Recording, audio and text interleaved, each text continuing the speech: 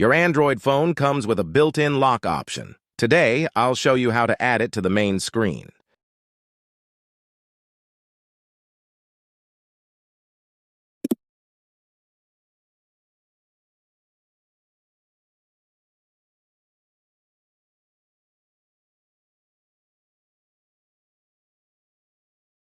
Tap on an empty area of your screen, and you'll see the widgets option appear below.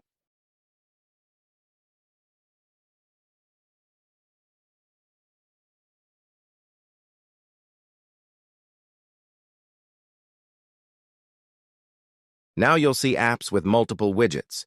Tap on the All option.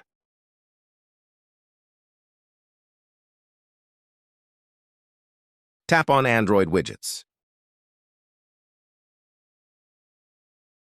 Now, you will see the lock widget. Tap on it, and it will appear on your main screen. You can add it to the bottom favorites area. By tapping the widget, your screen will lock without needing to press the lock button. Subscribe channel if it's really helped you.